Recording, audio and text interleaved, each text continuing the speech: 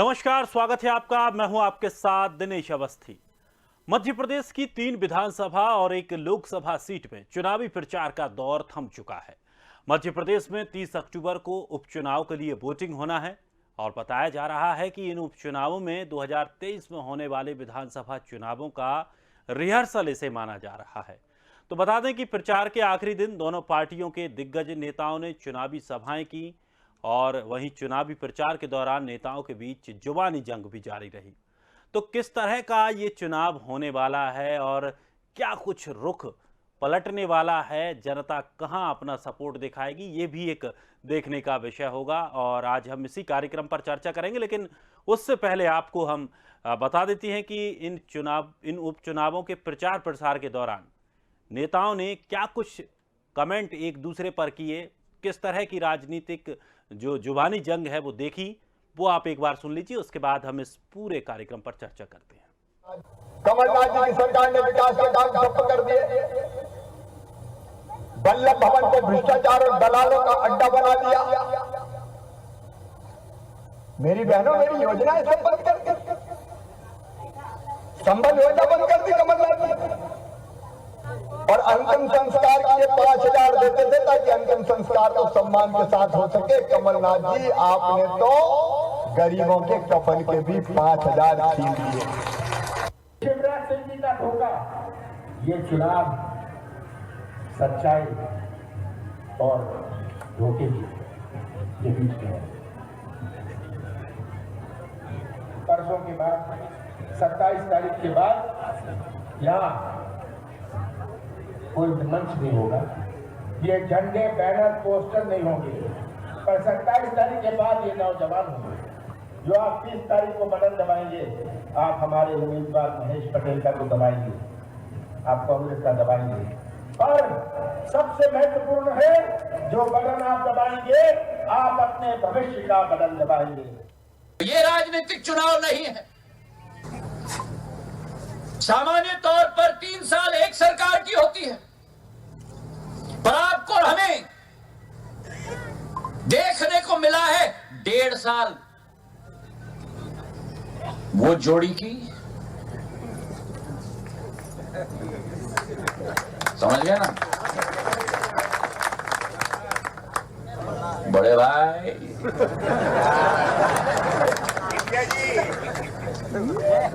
और 1.5 साल इस जोड़ी की। सरकारें अलग नहीं है, अवधि एक ही है 3 साल की, लेकिन नतीजे जमीन और आसमान का फर्क है मेरे भाई और बहन। ये मामू जो है छुट्टे सांड हो गए हैं, इनमें नकेल डालने की जरूरत है। और नकेल कब चलेगी? 30 तारीख को होने वाले चुनाव में हाथ के पंजे का बटन दबाने पर ही नकेल चलेगी, नहीं तो कहेंगे कोई फर्क ही नहीं पड़ा, और बढ़ा दो, महंगाई कर दो, और पेट्रोल महंगा कर दो। तो चुनाव प्रचार तो आज थम चुका है, लेकिन अब दोनों पार्टियों की एक रणनीति है कि डोर टू डोर कैंपेन जरूर किया जाएगा, क्योंकि अभी भी मौका ऐसा है कि कभी भी हवा पलट सकती है और अगर हवा पलट जाती है तो बड़ा नुकसान इसमें झेलना पड़ेगा। आज इसी विषय पर हम चर्चा करने वाले हैं। मेहमान हमारे साथ धैर्यवर्धन शर्मा जी, नेता बीजेपी से, आनंद तारण जी हैं, नेता कांग्रेस से। दोनों मेहमानों का बहुत बहुत स्वागत है। सबसे पहले मेरा सवाल धैर्यवर्धन जी आप ही से है। आज चुनाव प्रचार थम चुका है, डोर टू डोर कैंपेन की बात चल रही है, कितना और बेहतर 1 या 2 दिन में बीजेपी कुछ कर सकती है? भारतीय जनता पार्टी और दूसरे राजनीतिक दल इस अवधि के पूर्ण होने तक बड़ी आम सभाओं के द्वारा, बड़े कार्यक्रमों के द्वारा, बड़ी रैली के द्वारा न केवल वातावरण बनाते हैं, अपनी बात को बहुतायत में पहुंचाने का प्रयास करते हैं। पर जितना महत्वपूर्ण वह सब काम होता है, उतना ही महत्वपूर्ण यह समय भी होता है। जब शोरगुल थम जाता है, प्रचार थम जाता है, तब डोर टू डोर कैंपेनिंग होती है, लोग 1 to 1 चर्चा करते हैं, कार्यकर्ता बूथ पर अपने लोगों के बारे में जाकर के बात करता है। एक एक मतदाता जो उसके ध्यान में चिन्हित होता है कि कौन हमको वोट डालता हुआ दिखाई पड़ रहा है, किसके मन में संदेह है, उसके संदेह को किन तर्कों के माध्यम से, किस वार्तालाप के माध्यम से संतुष्ट किया जा सकता है। उसको यदि किसी प्रकार का लाभ सरकार ने पहुंचाया है तो उसका भी उल्लेख किया जाता है कि कैसे आपके जीवन स्तर में परिवर्तन लाने के लिए भारतीय जनता पार्टी की सरकार लगातार प्रयत्नशील है और हम कौन कौन से काम आगे भी करने वाले हैं।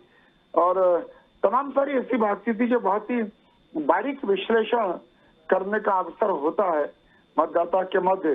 तो हमारे बूथ लेवल के लोग होते हैं या बड़े नेता जो उस बूथ पर निवास करते हैं, उस मोहल्ले में निवास करते हैं, उन सब की ये भूमिका प्रारंभ होती है।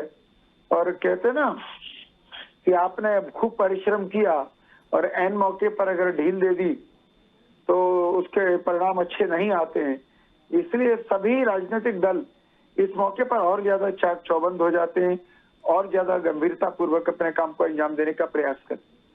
लेकिन जिस तरह से इस चुनावों को लेकर अगर बात करें तो बीजेपी के पास राज्य की योजनाओं को लेकर के बखान करने का मौका मिला, केंद्र की योजनाओं को जनता के सामने रखा। दूसरी तरफ एक पहलू ये भी था कि महंगाई को लेकर के भी एक मुद्दा बना, सड़कों को लेकर के भी मुद्दा बना, और सबसे बड़ी बात जो अभी हाल ही में जिस तरह से खाद को लेकर के एक विवाद हुआ, लोगों को समस्याएं हुई, ये भी एक मुद्दा बना। तो क्या लग रहा है कि क्या केवल बीजेपी अपनी योजनाएं गिनाकर लोगों के बीच में जगह बना पाएगी, या फिर जो कुछ ऐसे मुद्दे रहे, महंगाई, तमाम ऐसे मुद्दे रहे, इन मुद्दों में कांग्रेस पास होगी और बीजेपी इनमें उलझ जाएगी? देखिए, महंगाई किसी भी कारण से हो लोगों को चुभती है, लोगों को तकलीफ होती है, इसमें कहीं कोई संशय नहीं है। और हम सत्ताधारी दल के लोग कभी ये प्रयास मतलब कभी ऐसा नहीं सोच सकते कि ये तकलीफ निरंतर जारी रहे। हमेशा यह प्रयास होता है कि कैसे निजात दिलाई जाए। पर अब मतदाता हाँकने वाला नहीं कि आप कुछ भी बोल दो और वो मान जाएगा। अब वह बुद्धिमान है, वह समझता है कि क्या परिस्थितियां इस समय देश प्रदेश की है, महंगाई किन कारणों से बढ़ी, वह यह भी जानता है। खाद की किल्लत अगर विदेशों से हमें जो बड़ी तादाद में इंपोर्ट करना होता है फर्टिलाइजर, उसमें यदि कमी आ जाती है, उसके रेट्स अगर बहुत ज्यादा इंटरनेशनल लेवल पर बढ़ जाते हैं, तो तमाम कारण होते हैं, इनके कारण से तात्कालिक परेशानी खड़ी हो जाती है। तो हमारे किसान भाई बहन भी, जनता जनार्दन के लोग सब जानते हैं, समझते हैं और वो किसी की बातों में नहीं आने वाले हैं। चलिए, आनंद जी भी हमारे साथ बने हुए हैं। आनंद जी, कांग्रेस की क्या कुछ तैयारियां रहीं? हालांकि लगातार रैलियां की, अच्छे नेता भी यहां पर पहुंचे, लोगों के बीच में पहुंचे, तमाम रैलियां की गई और भाषण संभाषण का कार्यक्रम चला, लेकिन जिस तरह से मुद्दों को लेकर बात करें, एक तरफ आपको खड़ा कर दिया जाता है कि आपकी 1.5 साल की सरकार में आपने क्या किया, आपने क्या कुछ दिया जनता को, एक वो विश्वास जनता के बीच लेकर पहुंच रहे थे। और दूसरी बात, जिस तरह से बीजेपी को घेरा महंगाई को लेकर के, खासतौर पर डीएपी को लेकर के घेरा, क्या कुछ कांग्रेस इससे ले पाएगी? देखिए, कांग्रेस ने तो 15 महीने के शासन काल में 11 महीने उन्हें शासन का मिला, 3-4 महीने चुनाव में लग गए। तो 11 महीने में एक सबसे बड़ा, जो संसार का सबसे बड़ा आश्चर्यजनक काम था, किसानों का कर्जा माफी। 27 लाख किसानों का कर्जा माफ किया। भारतीय जनता पार्टी की सरकारें कपड़ा नहीं थी, इसलिए सरकार गिरा दी। उन्हें डर था कि कहीं ऐसा ना हो कि ये 5 साल अगर राज कर लेंगे तो हम लोग तकलीफ में आ जाएंगे, और इसलिए आपने सब चीजें देखी। और किस तरह पूरे प्रदेश में महंगाई का आलम है, किस तरह से अराजकता है, खाद की कमी है, किस तरह से किसानों पर अत्याचार हो रहे हैं, पिटाइयां हो रही हैं। और हमारे भारतीय जनता पार्टी के प्रवक्ता ने बहुत साफगोई से सच्ची स्वीकार करी, तो उन्हें ये भी स्वीकार करना पड़ेगा कि कहाँ अकर्मण्यता है सरकार की, क्यों नहीं ये सब व्यवस्थाएं पहले कर पाए। खाद की व्यवस्था जो हर साल होती थी, इसमें कहाँ कमी रह गई? जब हम 18 साल से सत्ता में हैं, हमें तो 1.5 साल भी नहीं मिला, हमें 1.25 साल भी नहीं मिला, हमें तो 1 साल के करीब मिला। और इसमें भी कांग्रेस की सरकार ने काफी हद तक हर समस्या पर समाधान करने की कोशिश की और निश्चित रूप से उस पर विजय भी प्राप्त की। कांग्रेस ने जो वायदे किए थे, उन वायदों पे आगे बढ़ रही थी, और निश्चित रूप से अगर हम 5 साल सरकार में हाथ रहते तो पूरी समस्याओं का हल करते जो हमने वायदे किए थे। लेकिन भारतीय जनता पार्टी के हमारे मित्र, निश्चित रूप से बहुत मैं उनको धन्यवाद देता हूँ भाई जयवर्धन जी को, उन्होंने बहुत साफगोई से सब चीजों को स्वीकार किया। लेकिन ये जो सरकार है, जो इन्होंने वायदे किए हैं, क्या वायदे कभी इन्होंने पूरे किए? चाहे केंद्र सरकार के वायदे हो, चाहे मध्य प्रदेश सरकार की वायदे। अगर कमलनाथ जी ने बोला कि जब चुनाव आते तो नारियल फोड़ते हैं, भाई नारियल तो आपने हजारों, 14,000, 15,000, 16,000, हो सकता है 20,000 भी पहुंच दिए, लेकिन उन नारियलों का रिजल्ट क्या आया, जनता के बीच में क्या आया? क्यों आज जनता परेशान हो रही है? क्यों जनता उत्तेजित हो रही है? क्यों आज आपको फिर जनता के बीच में जाके वोट मांगने पड़ रहा है? भाई अगर आपने अच्छे काम किए होते तो जनता आपको फिर बार बार चुनाव में जिताती। क्यों जनता ने आपको अलग बिठा दिया था और आपने पिछले दरवाजे पे सरकार पर कब्जा कर लिया? आप बोलते हो कि हम संसार की सबसे बड़ी पार्टी है, हमारे सामने कार्यकर्ताओं का कोई अभाव नहीं है, फिर क्या कारण है कि आप दूसरी पार्टी से लोगों को लाकर खरीद कर और उन्हें चुनाव में उतारते हैं? क्या आपके पास ये प्रवक्ता महोदय बैठे इनमें से कार्यकर्ता नहीं है क्या कि जो हम चुनाव में उठा दें, उनको टिकट दे दें, उनको सम्मान दें हमारे कार्यकर्ताओं को? जिन कार्यकर्ताओं ने चिरौंजी खाकर इस पार्टी को पुष्पित किया, बलवित किया, मजबूत किया, उन कार्यकर्ताओं को एक तरफ रख दिया। जो गद्दार थे, हम लोगों को धोखा देकर सत्ता के लिए, केवल सत्ता के लिए, केवल और केवल सत्ता के लिए, सत्ता के शिखर पर पहुंचने की कोशिश की, उनको आपने सम्मान दिया। तो ये कहाँ का न्याय है? कौन सा चाल चरित्र चेहरा भारतीय जनता पार्टी का? ये सब चीजें जनता के जवाब ले लीजिए, कार्यकर्ता जाके बताएंगे। जवाब ले लीजिए धैर्यवर्धन जी। देखिए, आनंद तारण साहब बहुत सीनियर प्रवक्ता हैं और अपनी बात को बहुत ही पोलाइट तरीके से रखते हैं। देखिए, इस चर्चा में एक बात आई, उन्होंने कहा कि मैंने साफ गोई से तमाम तकलीफों को स्वीकारा है। तो यह भी कहा कि पूरी दुनिया के हालात ऐसे जिसके कारण से प्रोडक्शन प्रभावित हुआ है। अब इस टेलीविजन चैनल को, हमारी डिबेट को सुनने वाले लाखों लोग, उसमें कई लोग जानते हैं कि आज तमाम कारों में और इलेक्ट्रॉनिक आइटम्स में भी एक इलेक्ट्रॉनिक चिप है, उसके अभाव की चर्चा सर्वत्र हो रही है कि वो बहुत कम आ पा रही है, उसकी कॉस्ट बढ़ गई है। कारण क्या है? कारण ये कि कोविड के कारण से, इस कोरोना काल से पूरी दुनिया में जितने प्रकार के प्रोडक्शन थे वो सबके सब कहीं ना कहीं प्रभावित हुए, सबके सब कम हुए। अब धीरे धीरे उसको पटरी पर लाने का प्रयास किया जा रहा है। वैसे ही फर्टिलाइजर का मामला, खाद में भी सारा का सारा खाद केवल भारत में उत्पादन नहीं होता है। हम सब भली भांति जानते हैं कि बड़ी तादाद में हमको इंपोर्ट करना पड़ता है, और जब इंपोर्ट करने की स्थिति होती है तो हम बाध्य होते हैं उनकी उपलब्धता पर। वो हमें देंगे तभी तो लेंगे। केवल पैसा लेकर के भी हमारी सरकार अगर घूमती रहे और यदि दूसरे देशों में प्रोडक्शन उतना हो नहीं रहा है, वो बेचने के लिए तैयार नहीं है, तो गिरेबान पकड़ के छीन थोड़ी लाएंगे। तो ये स्थिति इस समय बनी है कि खाद की उपलब्धता थोड़ी कम हुई, जिसके कारण से परेशानी आ रही है। और किसान भाइयों को हम भी यह समझाने का प्रयास कर रहे हैं आपके माध्यम से। वे भी समझदार हैं, वे भी लगातार न्यूज चैनल्स देखते हैं, टेलीविजन पर तमाम प्रकार की चर्चाओं को सुनते हैं। तो यह सामान्य काल नहीं है, चाहे चुनाव हो चाहे ना हो, चाहे चुनाव में हमें जवाब देना पड़े या ना भी देना पड़ता, पर हम उस सच्चाई से मुंह नहीं मोड़ सकते कि हालात बहुत विपरीत हैं। धीरे धीरे धीरे धीरे देश और प्रदेश की अर्थव्यवस्था में मूवमेंट आया, उसमें थोड़ी सी गतिशीलता आई है। इसलिए मेरा निवेदन है कि संक्रमण काल को वैसे ही लिया जाए, हमारी मंशा पर संदेह न किया जाए। हमारा जो सेवा का संकल्प है वह जस्ती तक है, बल्कि और ईमानदारी के साथ। बिल्कुल, और सेवा से याद आया, जो आनंद जी ने दूसरा सवाल किया था उसका जवाब भी आप दे दें। जिस तरह से कार्यकर्ताओं को लेकर उन्होंने कहा कि जिन्होंने चना चिरौंजी खा खा करके इस पार्टी को सिंचित किया और बीजेपी चलती है, दूसरी पार्टी से कोई प्रत्याशी उठा के उसको टिकट दे देती है।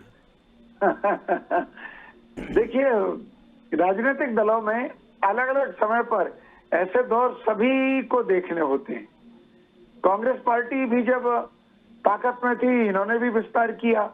इनके यहाँ भी विधानसभा क्षेत्रों में, लोकसभा क्षेत्रों में या देश प्रदेश के स्तर पर तमाम लोग आए। जब आते हैं तो कंपटीशन बढ़ता है, नए लोगों के लिए तमाम अवसर मिलते हैं, तो पुराने लोगों को थोड़ा सा और धैर्य का परिचय देना पड़ता है। अब आज वो डिबेट का विषय नहीं है। आनंद तारण साहब बहुत मजे हुए और परिपक्व नेता हैं, वो काफी खूबसूरती के साथ उन्होंने गुगली फेंकी है। तो आनंद जी, इस बार अगर इन उपचुनावों की बात करें तो दल बदल एक मुद्दा रहा, जिसको लेकर बीजेपी पर कांग्रेस खूब हावी रही, और दूसरा मुद्दा एक जातिगत समीकरण को लेकर के भी रहा कि जहां पर भी टिकट दिए गए जातिगत समीकरण भी पूरी तरह से साधे, चाहे कांग्रेस हो चाहे बीजेपी। तो क्या लग रहा है, एक स्थानीय प्रत्याशी का मुद्दा और दल बदल का मुद्दा और जातिगत समीकरण साध, इसमें से बेहतर फैक्टर इस बार कौन सा लग रहा है? देखिए, कांग्रेस तो जनता के बीच में गई है, कांग्रेस आज विपक्ष में है, तो निश्चित रूप से हमारी प्रतिबद्धता जनता के प्रति, जनता के कामों के प्रति है। आज भारतीय जनता पार्टी के मित्र हमारे कितनी बड़ी बड़ी बातें कहते हैं, बोलते हैं कि साहब 56 इंच का चौड़ा। अरे भाई 56 इंच चौड़ा सीना है तो क्यों नहीं घाट की व्यवस्था करी, क्यों नहीं लोगों को बात किया? जब हम लोगों को बांट रहे हैं, दो हाथों से बांट रहे हैं, तो क्यों नहीं उनसे लिया कि भाई हमारे देश की ये दिक्कत है वो आप पूरी कीजिए। ये भारतीय जनता पार्टी कहीं ना कहीं हर मोर्चे पर फेल है। भाई आज किसान से अपन बोल रहे हैं कि आप धैर्य रखो, उसके पेट का सवाल है, उसके साल भर का सवाल है, वो कैसे धैर्य रखेगा, कैसे उसके परिवार क्या वो अपने परिवारों को भूख मार। आप एक बात बताइए, किसान पुत्र का राज, किसान आत्महत्या कर रहे हैं, किसान परेशान है, तो इस तरह की सरकार।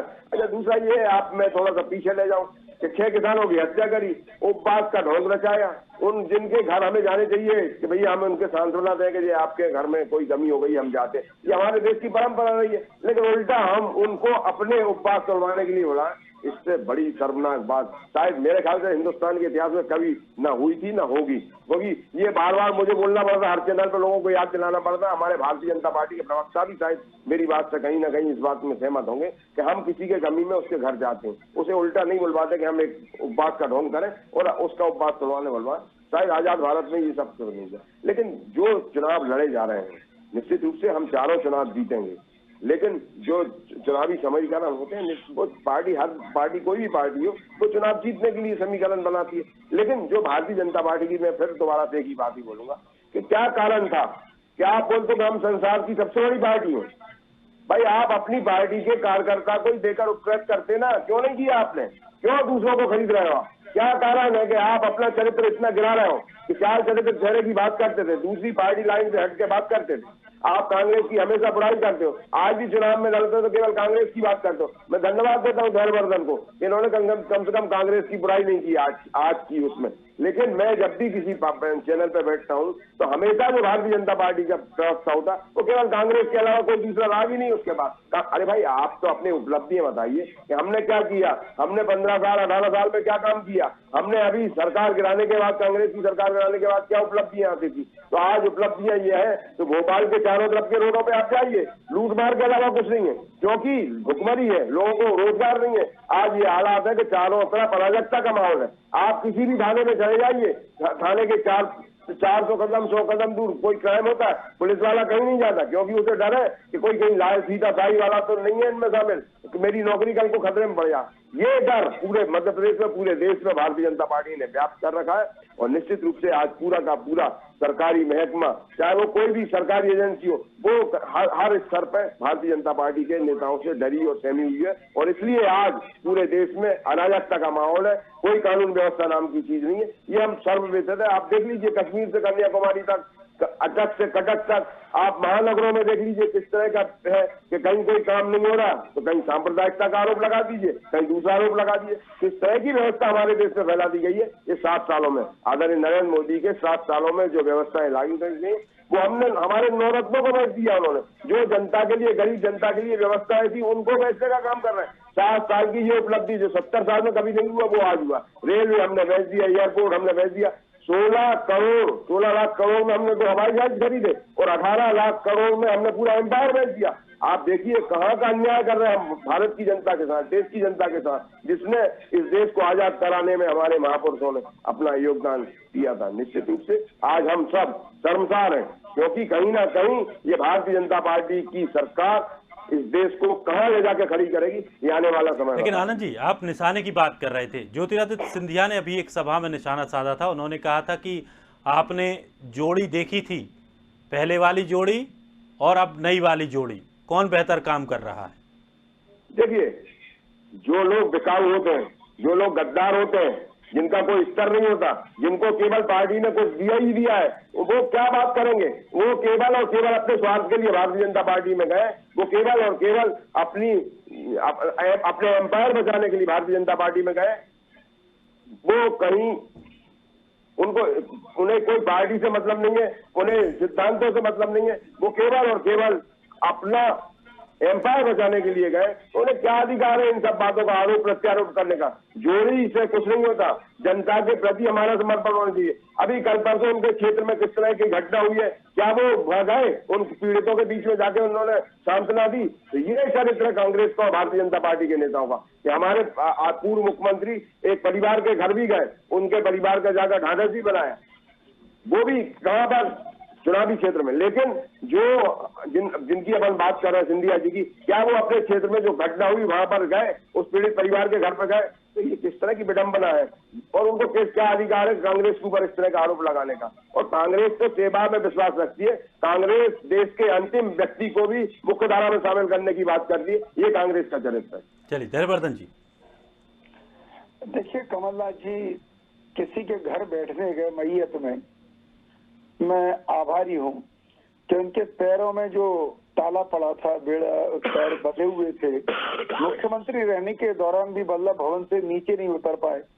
कम से कम अब चुनाव की बेला में वो किसानों के घर तक तो जाने लगे। जहां तक दुख की बात है, मैयत की बात है, किसी की शोक संवेदना की बात है, हम तो भली भांति जानते हैं कि किसी के घर में भी ऐसी दुर्घटना होती है तो राजनीतिक दलों के लोग जाते हैं। भारतीय जनता पार्टी के सांसद, विधायक, वहां के बड़े नेता और जो होते हैं, वे भी उन परिवारों में भावनात्मक तौर पर अपनी उपस्थिति दर्ज कराते हैं। इसलिए इस प्रकार का कंपैरिजन ठीक नहीं है कि बीजेपी के लोग नहीं जा रहे हैं। दूसरी बात, अभी आनंद तारण साहब कह रहे थे कि मैं कांग्रेस की बुराई नहीं कर रहा हूँ। ये सच है, मेरे पास टाइम भी नहीं है कांग्रेस की बुराई करने का। डिबेट में इतना कम समय होता है। जिनके पास अपने कुटुंब का कोई बखान ना हो, जिनके अपने कुटुंब के लोग जब इतना अच्छा काम कर रहे हैं, उनकी प्रशंसा करने की इच्छा न हो, वो बुराइयों में व्यस्त हो जाते हैं। मेरे पास तो इतना सारा गौरव गान है केंद्र सरकार का, राज्य सरकार का, मेरे अपने नेताओं का, कि उसके लिए भी समय कम पड़ जाता है। तो मैं कांग्रेस की बखिया उधेड़ने के लिए समय कहां से निकालूं? और ये सच है कि ये चाहे कितना भी आरोप प्रत्यारोप क्यों न लगाएं, चुनाव में इन्होंने किसी भी प्रकार की बातें कही हो, मैं फिर कह रहा हूं बड़ी विनम्रता के साथ, मेरा नेचर साफ गोई के साथ बात करने का है। कुछ मुद्दों पे आपको तकलीफ होगी, निश्चित तौर पर महंगाई है, डीजल पेट्रोल से तकलीफ है, पर उसके लिए केवल हम अकेले जिम्मेदार नहीं है। आपको याद होगा अभी वित्त मंत्री सीतारमण जी ने एक बैठक बुलाई थी जीएसटी काउंसिल की, और उसमें ये प्रयास किया गया था कि क्यों न पेट्रोलियम पदार्थों को जीएसटी के दायरे में लाया जाए। पर आपने देखा होगा कांग्रेस शासित राज्यों के मुख्यमंत्री अड़ गए। उन्होंने कहा क्या अनर्थ हो जाएगा, हमारे राज्यों की अर्थव्यवस्था का भट्टा बैठ जाएगा। दूसरे विपक्षी दलों ने भी विरोध किया। इसका अर्थ है कि कोरोना के कारण से अभी राज्य इतने आत्मनिर्भर नहीं हो पाए हैं कि वो इतना बड़ा दुस्साहस कर लें, इतना बड़ा निर्णय कर लें। और यदि कांग्रेस पार्टी के हाथ में कुछ करने के लिए होता तो छत्तीसगढ़ में भी ये तमाम सारे अपने जो उस पर कर लगा रखे, उपकर लगा रखे, वे सब हटा चुके होते। पंजाब में हटा चुके होते, और सारे राज्यों में हटा चुके होते। महाराष्ट्र में भी इनके समर्थन से सरकार चल रही है, वहां भी ये जनता को बड़ी राहत दे चुके होते। तो केवल गाल बजाने से प्रभाव नहीं पड़ता, जब आप ईमानदारी से आचरण करते हैं तो प्रभाव पड़ता है। अगर कांग्रेस शासित राज्यों में इन्होंने सारे टैक्सेज हटा करके कीमत घटा दी होती तो निश्चित तौर पर ये हमें आईने दिखाने में सफल हुए होते। पर केवल चुनाव प्रचार के लिए महंगाई की बात करना, ये जनता समझती है कि ये भी ख्याली पुलाव पका रहे हैं और हमारी भावनाओं से खिलवाड़ कर रहे हैं। जी आनंद जी, देखिए आज 80-85 डॉलर प्रति बैरल है। जब कांग्रेस की सरकार में 130 डॉलर प्रति बैरल था, तब भी रेट 60-65 थे। तब ये भारतीय जनता पार्टी के मित्र चिल्ला के कहते थे कि हम सरकार में आएंगे तो हम डीजल 30 रुपए करेंगे, पेट्रोल 35 रुपए करेंगे।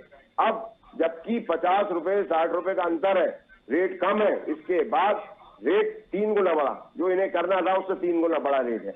आज पेट्रोल की कीमत 117 रुपए प्रति लीटर है, डीजल की कीमत 112 रुपए। कहाँ ले जा रहे हैं हमारे देश को ये लोग? किस तरह झूठ बोलते हैं, किस तरह से। और दूसरा एक बात और है, इन्होंने कांग्रेस शासित राज्यों की बात करी। अरे केंद्र में नरेंद्र मोदी की सरकार है। जीएसटी क्या आपने सब लोगों से पूछ के करा था? अरे जीएसटी आपने लागू किया था, आप जीएसटी के दायरे में ले आते, कहीं किसी को तकलीफ होती तो केंद्र सरकार का फर्ज है तो उसको मदद करना। लेकिन केवल और केवल राजनीति करने के लिए भारतीय जनता पार्टी के मित्रों के पास इसके अलावा कोई चारा नहीं है। जब 56 इंच के सीने की बात करते हो तो क्यों नहीं आप कोई कदम नहीं उठाते? ये केवल और केवल कौशल्याबाजी है, केवल और केवल जनता को बेवकूफ बनाने का तरीका है। इसके अलावा इनके पास कोई चीज नहीं है। जो भारतीय जनता पार्टी के लोग बातें करते हैं कि हम ऐसा कर देंगे, हम वैसा कर देंगे, अरे करके बताइए आप। आज जब आप चलिए आनंद जी सुन लीजिए, समय बहुत कम बचा है, समय बहुत कम बचा है। आपने डीजल कम क्यों नहीं किया? चलिए जयवर्धन जी बोलते थे कि हमारा कम से सीना झुक रहा है, डॉलर का अवमूल्यन हो रहा है, आज डॉलर का क्या रेट हो गया आप देखिए। चलिए आनंद जी वक्त कम है। जयवर्धन जी आप जल्दी टिप्पणी कर दीजिए। आप बोलते थे कि आनंद तारण साहब झूठा तथ्य परोस रहे हैं, ये गलत बात है। क्योंकि जीएसटी काउंसिल में जब टैक्सेशन की बात, सुनिए तारण साहब रुकिए, आनंद मैं अपनी बात कह लूं। देखिए आप धारा प्रवाह लगातार बोल रहे हैं, मुझे भी अपनी बात कहने का हक है। सुनिए मेरी बात, जीएसटी काउंसिल में यदि टैक्स का निर्धारण होता है कि कौन कौन सी चीजों पर केंद्र निर्णय करेगा, तो पूरे विपक्ष के राज्यों ने, कांग्रेस शासित राज्यों ने कहा कि डीजल, पेट्रोल और शराब इस पर केंद्र सरकार नहीं करेगा। चलिए जयवर्धन जी, आनंद तारण जी, बहुत बहुत शुक्रिया आप दोनों का हमारे साथ जुड़ने के लिए, अपनी अपनी बातें रखने के लिए और अपनी अपनी राय रखने के लिए। लेकिन सबसे बड़ी बात यह है कि बीजेपी और कांग्रेस ने लगातार चुनाव प्रचारों में जाकर के जो दावे किए हैं, उन दावों में आखिर कितना दम है, ये तो अब 2 तारीख को ही पता चलेगा। तब तक आप बने रहिए स्वदेश के साथ। सबसे पहले देश।